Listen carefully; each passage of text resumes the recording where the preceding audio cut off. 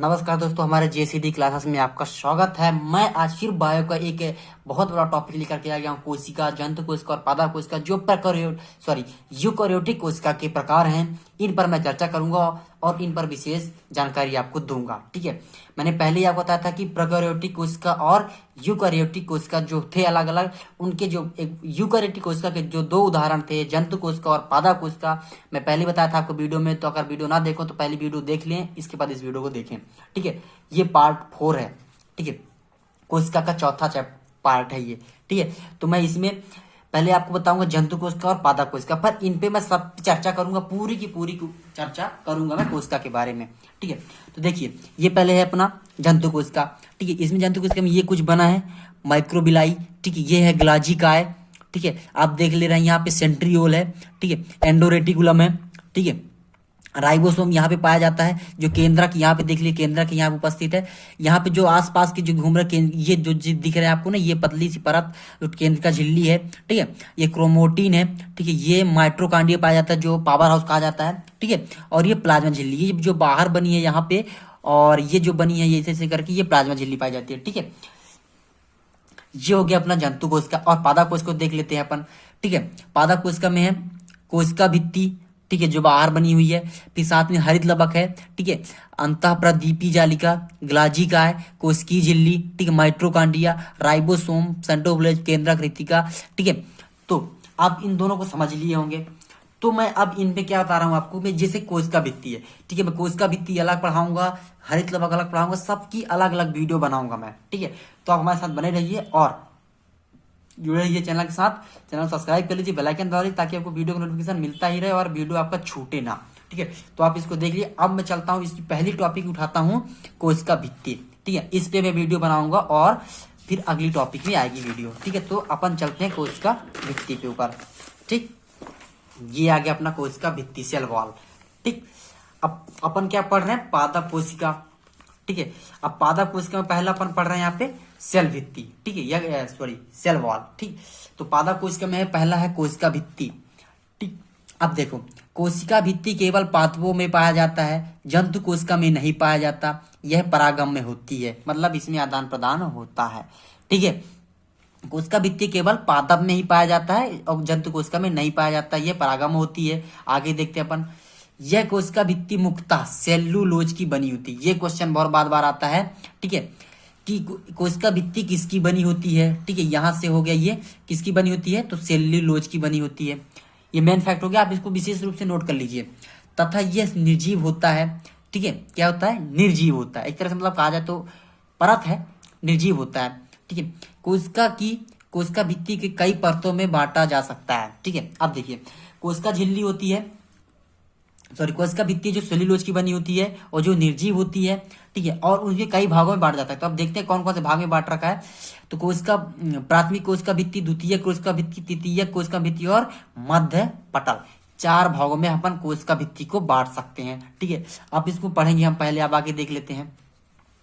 प्राथमिक भित्ति पतली तथा परागम होती है तथा केवल सेलुलोज की बनी होती है। ठीक है, जो प्राथमिक भित्ति होती है तो वह पतली होती है तथा परागम होती है और यह केवल सेलुलोज की बनी होती है।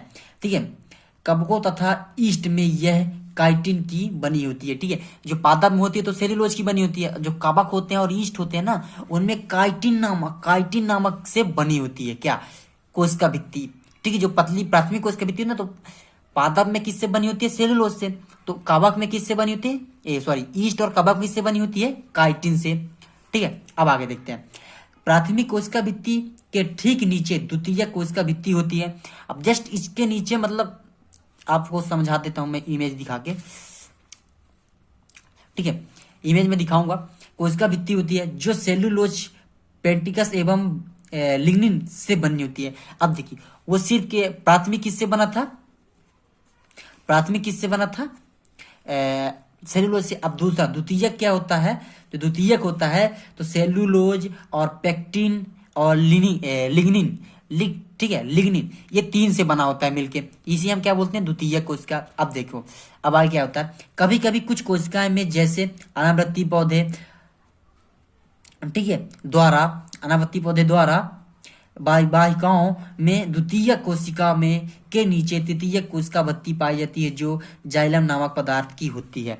ठीक है, अब देखिए क्या होता है कि देखो 2 तक तो बस समझ में आ गया कि भाई एक के नीचे बना है। तो तीसरा, कभी कभी किसमें, अनावृत्ति पौधे में, अनावृत्ति बीजी पौधे में, आप इसमें समझा दूंगा, आप वहां पे देख लीजिए जाके। ठीक है, तो अनावृत्ति पौधे जो होते हैं उनमें द्वितीय कोशिका के नीचे भी, मतलब द्वितीय कोशिका के कोशिका भित्ति के नीचे तृतीय कोशिका भित्ति पाई जाती है, और वो किससे बनी होती है, जाइलम से बनी होती है। ठीक है, ये जाइलम से बनी होती है। अब आगे चलते हैं हम, ये देखिए, इन सभी भित्ति में आपस में बंधे रखने के लिए एक संरचना पाई जाती है जिसमें प्लाज्मोडियम मेटा कहते हैं। ठीक है, और आपस में प्रथम द्वितीय तृतीय को आपस में जोड़े रखने के लिए क्या पाया जाता है, प्लाज्मोडियम मेटा। ठीक है, तथा यह मध्य पटल भी कहते हैं। अब जो प्लाज्मोडियम मेटा होता है, प्लाज्मोडस मेटा होता है, उससे ही अपन क्या बोलते हैं, मध्य पटल बोलते हैं, या मध्य पटल कह सकते हैं। ठीक है, अब प्लाज्मोडस मेटा का निर्माण कैल्शियम तथा मैग्नीशियम के पेंटेक्स से द्वारा निर्मित होता है। ठीक है, और जो मध्य पटल होता है और जो प्लाज्मोडस मेटा होता है वो कैल्शियम, मैग्नीशियम और पेक्टस, मतलब दोनों के मिश्रण से बना होता है। ठीक है, ये चौथी चरण होती है इसी कोशिका भित्ति की। अब ये दोनों रिस्कस तथा जिलेटिनस पदार्थ के रूप में रहते हैं। ठीक है, अब प्लाज्मोडाइस मेटा जब घुल जाता है तो कोशिकाओं ढीली हो जाती है। यही कारण है कि कच्चे और अवशिष्ट फल है ना कड़े रहते हैं, तो जबकि पके हुए फल मुलायम हो जाते हैं। ठीक है, अब देखिए यहाँ पे समझते हैं, कैल्शियम मैग्नीशियम बनाता है ये दोनों। ठीक है, विस्कस तथा जिलेटिनम पदार्थ के रूप में रहते हैं। ठीक है, मतलब दोनों आपस में मिले जुले रहते हैं।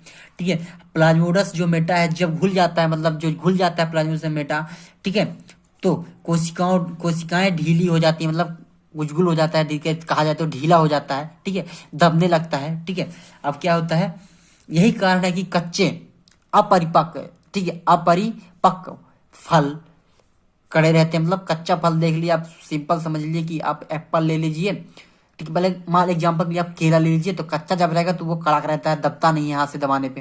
ठीक है, जबकि वह पक जाता है तो मुलायम हो जाता है, मतलब जब पक जाने के बाद उसके जो मैग्नीशियम और कैल्शियम के जो प्लाज्मोडियम मेटा था वो घुल गया और वह गुजगुल हो गया, मतलब दबने लगा, वह पक गया। ठीक है, तो जब पक जाता है तो वह मुलायम हो जाता है और मुलायम हो जाता है। तब तक मिलता हूँ अगले वीडियो में, धन्यवाद। जय हिंद, वंदे मातरम। अगर चैनल में नए हैं तो लाइक सब्सक्राइब कर लीजिए, ताकि आपको मैं इसी तरह वीडियो आपको इमेजिंग फैक्ट के साथ सिंपल से सिंपल तरीके से समझाता रहूंगा और आप वीडियो देखते रहिए। तब तक के लिए जय हिंद, वंदे मातरम। ठीक है, मिलता हूं मैं आपसे अगले वीडियो में, धन्यवाद।